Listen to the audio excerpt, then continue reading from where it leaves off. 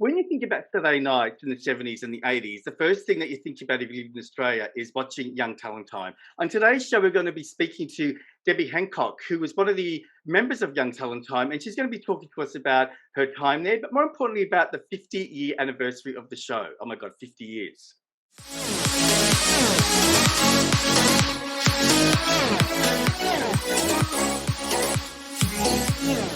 Hi, this is Joey Buzzertle, and welcome to the Secret Men's Business Podcast. On today's show, we're going to be speaking to a very special guest who was a part of the Young Talent Time team, Debbie Hancock. Debbie, how are you? Hi, Joe. I'm great. How are you? Even though we've had you on the show before with your husband, I'm so excited to be speaking to you on your own. I know, just you and me. So, Young Talent Time has celebrated 50 years. So I guess let's start there. Do you want to talk about what that was like for you to go back to the reunion and what it was like seeing everyone and what it was like, I guess, reconnecting? And then we'll come back and talk about your experience on the show back then. Beautiful. Well, the reunion was talked about late last year. We realised that coming into April this year, it was going to be the 50th anniversary. And of course, COVID happened. So what were the logistics of getting everybody together? And anyway, Bevan Adamsall and Ben Alcott from Damn Good Productions, they went hell for leather, really trying to pull something together, and they did. They did try to get Channel 10 involved, and unfortunately, because Channel 10 is owned by the CBS in America, they had no idea the impact that Young Talent Time had on Australian television, so they didn't want to know about it. They went to Channel 9 and 7. Yeah, they were interested, but not fully interested because, it didn't air on their stations. They went to Foxtel, and basically at the end of the day, no one would buy the 50th anniversary, which is really upsetting. I was really surprised. Everyone was. And so Bevan and Ben have put up their own money to pull something together. And I was very fortunate that they flew me from Perth over to Sydney, where we filmed. Catching up with everyone was just so emotional, like people that I've known since I was 10 years old, and now reconnecting with them was just wonderful. Very emotional. I couldn't explain. My 2 days in Sydney were just, I came home on such a high. Yeah. And have reconnected with many of the fans, the diehard fans that loved the show, that flew from other parts of Australia to be in the live taping in Sydney. It just shows you how much love there was for the show. Oh, it was, I remember very clearly at 4:00, my mum would ring a bell and that meant that we had to have a bath and eat dinner before you came on. And it was just, oh, really? Oh my God, it was such a strong ritual. I remember I had deja vus thinking about where I would sit, where my pillow would be, and we'd sing. It's just one of those things. And watching the reunion, I loved the fact that I could see everyone. But what I loved more was, I love it when people get older. I love that whole connection with getting older. And you have to admit, you look good. Don't you think that you look good with I was pretty happy. Yeah, like scanning some of the blokes, I'm going, oh, they've they've aged a bit, but you look amazing. So let's go back to the beginning. What do you think was how did you get called into that space? Did you know about the show, or did you just? Oh yeah, I was a diehard watching the show every Saturday, and I was 10 years old, and I was singing and dancing and doing talent shows and stuff like that. And I went on Young Talent Time as a contestant, and I did several songs. I won my heat. I got to the next final and blah, blah, blah. Anyway, they came to my parents and said, we'd like to try Debbie with the potential of her becoming a team member. So for me, I was starstruck. It was all I ever wanted. So for 5.5 months, myself, Karen Knowles and Stephen Zammit, we were all about 10, we would rehearse with the team like understudies, 4 nights a week. And we would go, we'd sit on the side, stand on the sides, learn the dance routines and everything, and then we'd see it on air, that Saturday or whatever. We did that for 5 months, and we would go to all the singing rehearsals with them. And I remember my mum coming into me one Saturday morning and I was getting ready to go to ballet class. And my mum said, "I've got some news for you." She said, "You've missed out on being a team member." Oh. And I said, "But what do you mean? I've been doing it for 5 months and I thought I was going into the show." And said, "No, apparently you're too tall." I'm like, "Well, wouldn't you have known that 5 months ago?" But anyway, so Karen and Stephen were put into the team and I missed out. I was devastated, absolutely devastated. So I got over it, and I was determined to hope that maybe something might change in the future. I don't know. So about a year and a half later, I was doing Little Red Riding Hood at the Comedy Theatre in Melbourne, and it was like a 6-week thing. And the producers of Young Talent Time came to see it. Anyway, they made contact with my parents and said, "You're not going to do that to her again. She's either going in or she's not, but no messing around." I said, "No, this is definite." So we went in. I actually went in under the guise of thinking they were going to back pay me for those 5 months. That was the story my parents told me, because you didn't get paid to do that. You did it because you wanted to be in the show. And anyway, so they said to me, "Julie Riles is leaving this week. We want to put you into the show." And I said, "Are you serious?" And they said, "Yes." So from that moment, I was 12 and a half and I joined as a team member. So And did it take you like 2.5? Did literally, it take about 2 years for you to get in there, did it? yes, yeah. About a year and a half, 2 years after that initial stage. And I'll never forget, we used to pre-record the show and it would go to air about 3 weeks later. And in between that first 3 weeks of me going to air, I was invited to my first Logie Awards, Oh, 1976 Logie Awards. wow. And here I am, we won Best Musical Variety Show. I'm up there on the stage accepting a Logie with the team, and my show hadn't even gone to air yet. Nobody would have known who I was. Oh, wow. So I want to go back to what you said something which was blowing my mind a bit. So why did you think the show, I don't know much about television, so maybe this is normal, but why did you have to rehearse 4 nights a week? Like, that's a lot. Oh gosh, it Is was, that you normal? had yeah. You did singing, because you had to produce a 1-hour show, and each week you'd be, or maybe a week in advance, 2 weeks in advance, you'd be given a cassette tape with a Wow. typed up thing of words, and they'd say, "Debbie, you're doing a solo. There's your tape. There's one for you to listen to, copy. Here's the blank music. Here's your words. Learn it, because you're doing it in 2 weeks' time." That's how you Yes. learn to do your song. You would be together saying, "Well, these are your group numbers," and you'd be sitting there with the musical producer, musical director, and learning words, harmonies, who's doing what. Then we used to pre-record all the group numbers, so that would be another night in a recording studio. We could be there till 11 o'clock at night, pre-recording all the group numbers, Right. the vocals. And then you had 2 nights for dancing, a Thursday and a Friday, where you'd learn the dance routines. Thursday, Friday, after school for maybe 3 hours, and then Saturday you rock up at the TV station and you're there all day. Wow. So how did you cope with that yourself? Like, how did you cope going to school and then going into that doing that rehearsal?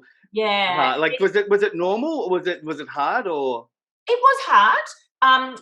You would, so I was in high school by this stage. I was going into Form 2, I think that's what they called it. Oh, what's You're year right. You're 8 right. now, yeah. Yeah. And so I had my homework and everything, and so what would happen was a taxi was pre-booked. The taxi would pick me up outside the front of my school, take me into Richmond to Television House, and if I was there early, I could start doing homework, and then we'd start our rehearsals, and you basically rehearse, and then your parents would pick you up at night and take you home, and you'd do a bit of homework. And I don't know how I managed to fit it all in. I know. I left school at the end of year 10, Yeah. and I went straight into work. But I wasn't going to be a brilliant scholar. I got past. And Sundays you did homework, and I don't know. It just it was normal for me, if that Yeah. makes sense. But Well, I mean, like, I heard Tina Arena talking about it, and she said the same thing with the taxi and all that. Like, so for you, how was it being with? How were the other members?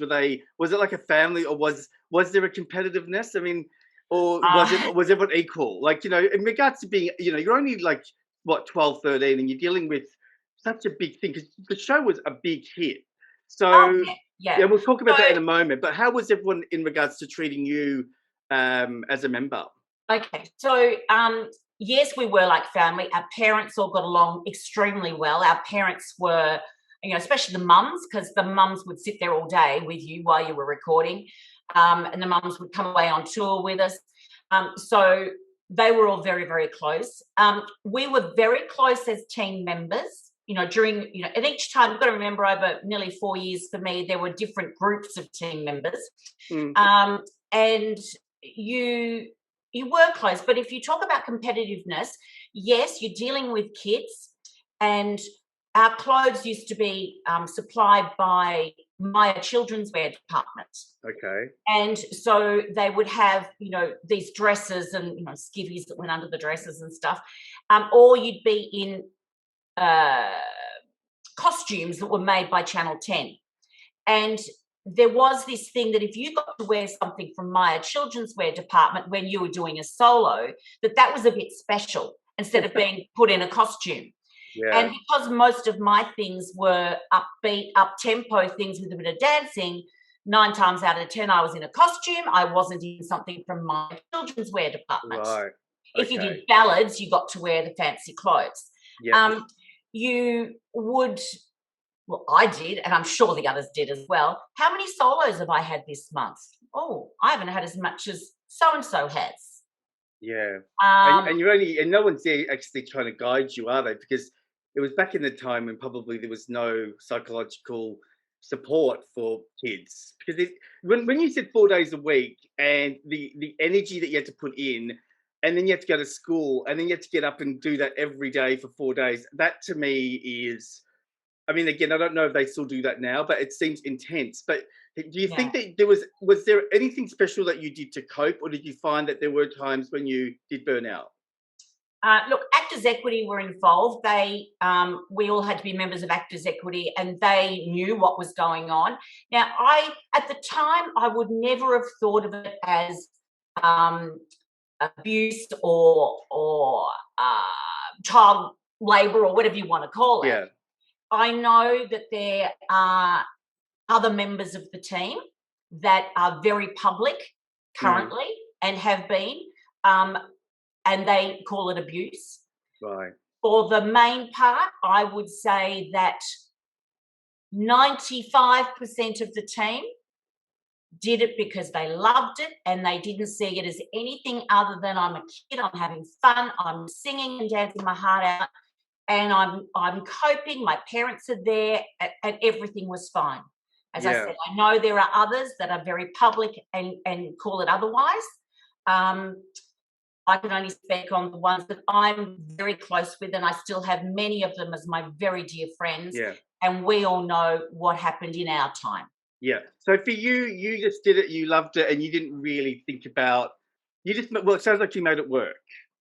It did. Now, I have to say, by the end of my time, when I was 16, and I literally left a week after my 16th birthday, I'd had enough. Right. I knew that I wasn't going to be a singer and dancer and entertain in the big world. I knew that I was a much better dancer than I was singer. Okay. My singing skills wouldn't have made me a Tina Arena. And so I knew my life was going to go in another direction. So by that stage, I'd had enough. I was a bit bored by it. And I was a very grown-up 16-year-old. All of us grew up very, very quickly because you learnt punctuality, you learnt discipline, you learnt, as much as we loved it, it was a job, and we were getting paid to do it, and we were paid award wages. Now, it might seem crappy, but I know that I was clearing, after tax, $63 a week. Right. And then when I turned 16, I brought home 120 that week because I turned 16, and that was the legal wage that you were being paid as a child entertainer. Right. I mean, like this. The other thing is that you probably didn't realise that at the top end, the executives and all that were doing all their things about ratings, and they were doing all the things about advertising, and they were trying to, I guess, I mean, because were you part of the tour that would go around Australia? Did you ever do one of those? No, the kids in the 80s did more travel and more those big concert tours and everything. I did tours around Victoria, like country Victoria, and Tasmania, Adelaide, and it was probably small, or it wasn't the hype that they had in the Danni Minogue days, and the early 80s. I guess when it's a color, and when it was the 80s was the clothing and the songs and all that. And how about, like, so how did you go with when you were like at the Logies, right? No one knew you, and then you were on there. Did you notice, did people recognize you, and did you become bothered? How was that? Yeah, it was really weird at first because you're a kid and you're not used to that exposure and that publicity. And then eventually, once again, it became the norm. The kids at school were okay with me doing it. There were a few people that had gone to my school, St Leonard's, that had been on television. So I think my school dealt with it it was normal. Yeah. If the team and I, like some of us got really close, like Nicole Cooper, Stephen Zammit, Rob McCullough, we'd go out on school holidays and we'd go to the movies together in town, and people would go, oh my God, there's 4 people from Young Time. Or you'd go to McDonald's and they'd hand a serviette and ask you to sign the serviette, can we have your autograph? Because in those days, people had an autograph book. And they come and want you to sign their autographs. Well, in those days, there was no other, we didn't have social media. We had no Facebook. And there was really no other, I don't think there was another show about kids and talent. So that was it, right? So you guys were so wholesome.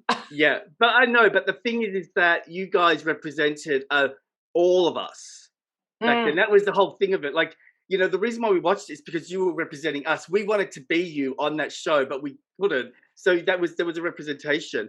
And can I say, I'm glad social media wasn't around then, because what I see on social media now, and since the 50th reunion, and there's been so much on Facebook about it.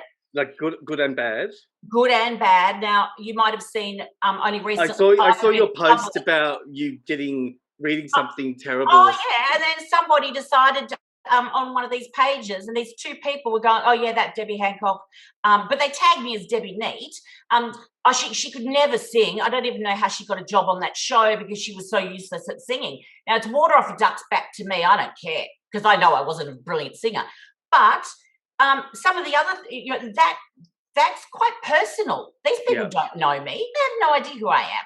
And this is the thing about social media and the entertainment. Well, that was done in the 70s and back far away. But I don't understand why people feel like they've got a right to actually bag something or bring it down, rather than just reminisce and have that memory. Like, everything now seems to have a tag to it where some people need to bring someone else down because then themselves are down. I mean, did anyone ever, like, when you left, was there any guidance with what life would be like after? No, and I say that quite candidly. The day it was over. Thanks very much. That's it, kind of thing. Yeah. And so, no, there was definitely no guidance. And I knew that there was no one from the show that would say, well, let's make a star out of you. It didn't happen. I did have someone contact me. Vicky Broughton was one of the original members of the show. And a guy by the name of Dwayne Zigliotto was her manager. And he made contact with my parents and said, oh, I'd like to manage Debbie. And I was 17 and I was carrying a bit of weight, so that wasn't going to help. And so we spent all this money having musical scores written and costumes written, made. And he got me a couple of singing gigs. And I'll be honest with you, there was a place at the top end of Swanston Street in the city, and it was like a men's club. I don't remember the name of it. And I'm in a dressing room, and a girl comes in that's basically got no clothes on. Yeah. And I said, are you going on before me or after me? And here I am to do a cabaret act, and there's a goddamn stripper. I'm supposed to go out there and be sexy. I'm 17 in a licensed venue and sit on guys' laps, and you're just too good to be true. And I'm just like, if this is adult entertainment, I don't want to know about it. Yeah. And so needless to say, I didn't pursue a career in entertainment. But, had I been talented enough, perhaps someone would have, grabbed me. But I was no Sally Boyd and Tina or Danni Minogue, do you mind if I ask you, did you feel any insecurities or anything in regards to like those people that were making it, or do you think that you were grounded enough to tell yourself, okay, look, I had my time, it was fun, and you know what I mean? Like some people become bitter, some people become angry, other people just move on. And I know you're a beautiful person, and I know that I probably know the answer, but I'm just wondering how did you handle for example, the team members that were getting the Maya clothing and the team members that were getting all the ballads, and then you left it and you see how they succeeded. Were you okay with all that? While I was in the team and there was the whole costume thing, yeah, I was just being a nagging little kind of, well, that's not fair kind of stuff. But I think that's probably normal kid behavior anyway. That could be whatever happens in the playground kind of stuff, or which sister or sibling gets the most of whatever. As I watched the successful ones become successful, I was okay about that because I knew that I didn't have the strength or the confidence to go knocking on doors to be told no. I didn't want to do that. And I was fine with that. With this whole 50th anniversary, my lovely husband Michael was like, I'm not quite sure, because he didn't live in Australia, so he didn't know the whole young talent type thing. He struggled a little bit with how involved I was with the 50th anniversary. He queried me a bit. He said, I'm not quite sure because, you're not one of the famous ones. And I said, you don't understand. If I don't go, it's complete FOMO, fear of missing out. I have to be there. But it doesn't matter. I mean, you are famous. It's like, it's, you know what I mean? Like, this is the whole idea of, I think what you guys did was beautiful, because sometimes we only do focus on the ones that sell. That whole thing could have been just Tina Arena and Danni, for example, right? Yes. But the whole thing is that I don't even remember those two because I think I was older by then. Yeah. Right. So it was really beautiful that you allowed everyone to come. Yeah. And everyone that wanted to be there or could be there was there. Was there any? Was it just pure love when you all got together, or was there some rivalry? No, absolutely none whatsoever. It was, the love in the room was just incredible, and people that were in teams after me, like the younger ones, that I've never even met before, but I know who they are, and it's like, oh my God, I'm just in love with you. And hold on, my puppy has come to say hello. Hello, puppy. But yeah, so Joey D and Natalie Miller and Vince Del Tito. Vinny's married to DJ Havana Brown. And I'm like, so I've got into this big conversation about how my husband loves Havana. And, so we talked as if we were all team members together. And then, Greg Mills, who was one of the very early members. Greg and I have been friends forever. He ended up going to Broadway, didn't he? He went to Broadway and did a... Oh, no, that was Philip Gould. Philip Gould went to that's Broadway. Right, sorry, Yep. No, Greg Mills, he became the musical director of the show. Oh, that's right. Yeah. And so Greg, I had a massive crush on Greg when I was 14. And then when I was like 15, 16 or something, he and I used to hang out together just as friends. And then when my first marriage ended, Greg and I started hanging out again together. So we've been like, we've gone through so much. John Bowles, my dear friend John, who lives in France now, John and I have remained very close. We were supposed to be in Paris last year and staying with them for a week with he and Chris. And to the day my mum passed away, our mothers collectively would have a lunch together every Christmas.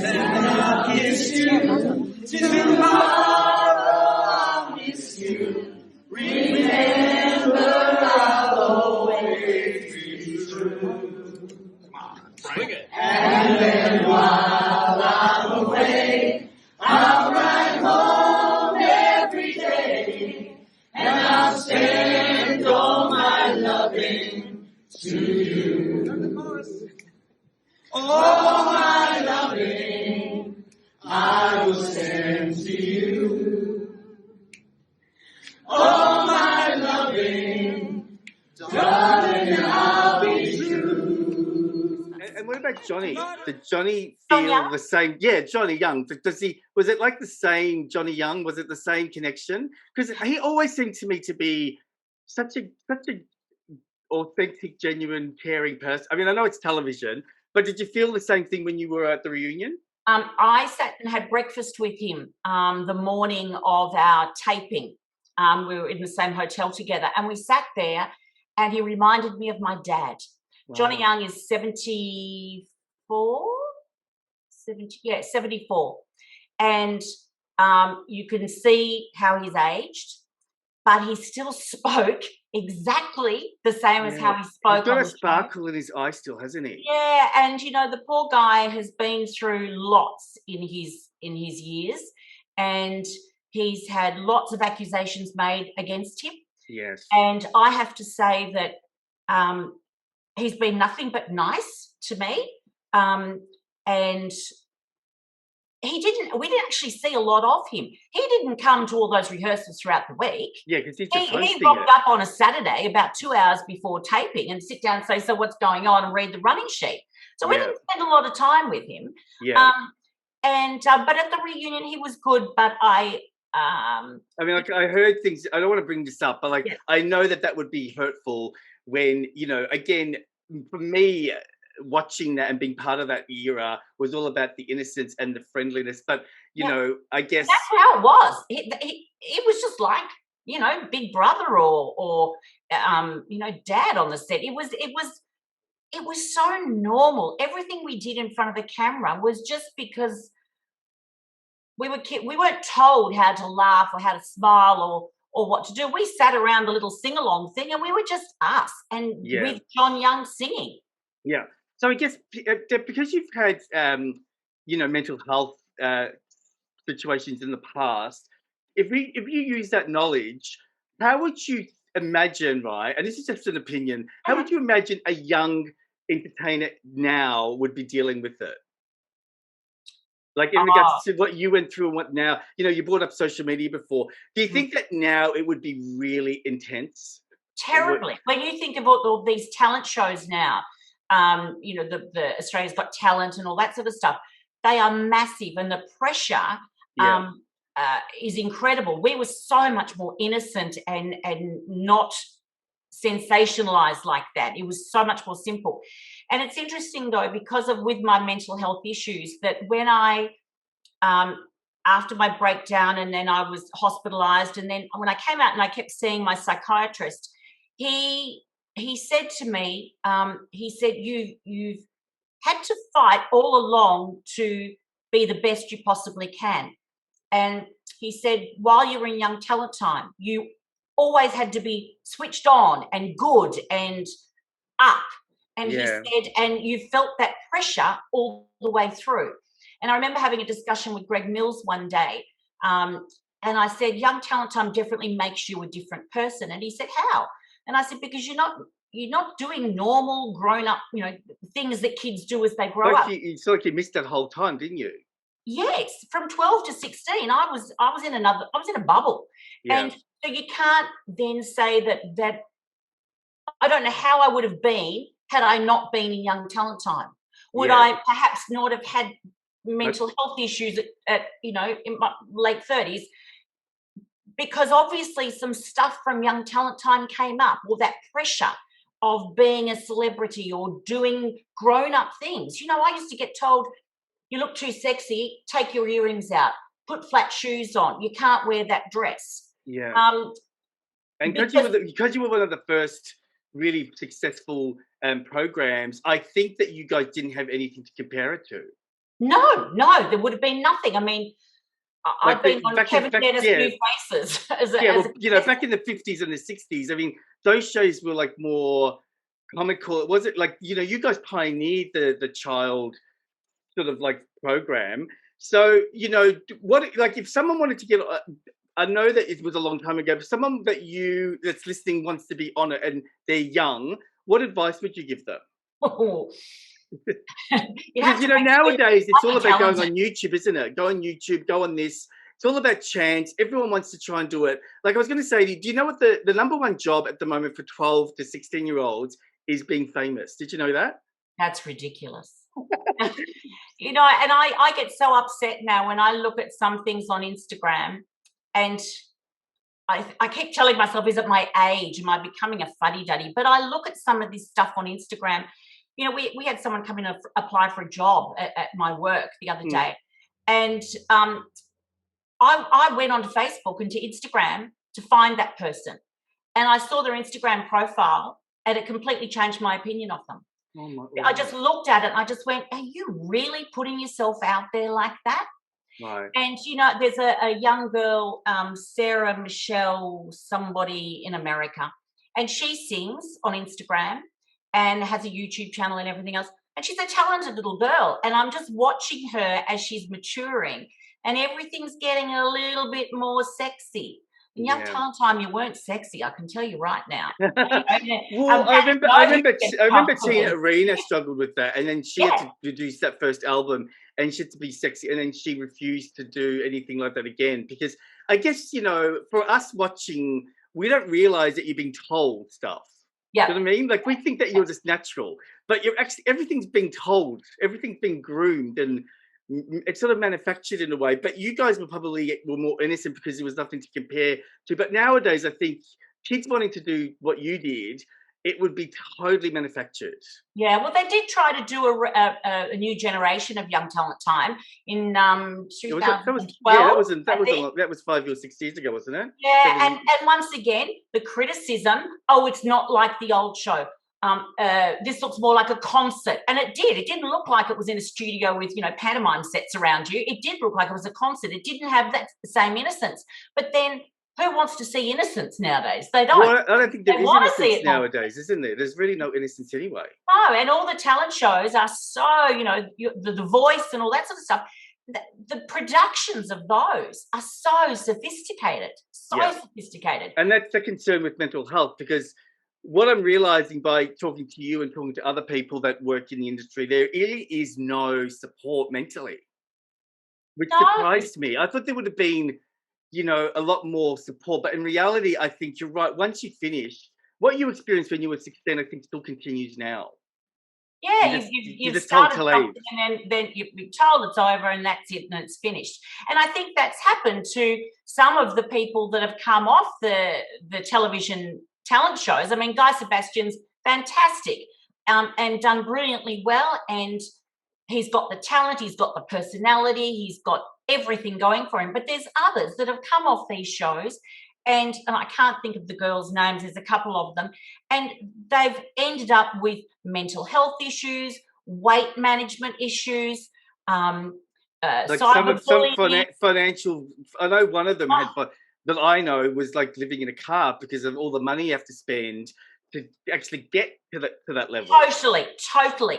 Unless someone's going to invest the money in you, and that's when you've got like a Simon Cowell who says he's going to invest the money in you, and he puts the money on you. Yeah. And unless you've got something like that, what are you going to do? Yeah. In a way, I guess you were lucky that you experienced it then, because I think nowadays it's way too competitive, and I think if you don't make the money for them, then you're dropped really quickly. So there's, you know, and also music industry and, you know, records and contract, all those things are different now. Nowadays, I mean, you just stream things, and so it is so more competitive. So I'm thankful that you were in my lounge room when I was young, because I loved it. And like I spoke to my sister and my brother, and we all I showed you a picture, and they were going, oh my God. They were all excited because it was one of the happiest times of my life. So thank you so much. Oh, thank you. I'm glad you made you smile. And thank you for taking out your Sunday morning to be with us, Debbie. And I'm sure I'm going to have you on the show again, because you're the only one I've had twice. So now you're going to make it 3 times. So just make sure everybody goes and buys the streaming of the 50th I'll have everything. Yeah, I'll have everything linked. Okay, I'll have everything linked so people can get that. So thank you for your time, Deb. Love you. Love you too. Good night, Australia. You've been listening to the Secret MENS Business Podcast. Now, this podcast will be out on Monday, and you just have to click subscribe and make sure you get notified. And don't forget, Thursdays now are our retro podcast days, so you get to listen to podcasts from the past. Okay, guys, have a great time, and we'll see you all next week. Bye.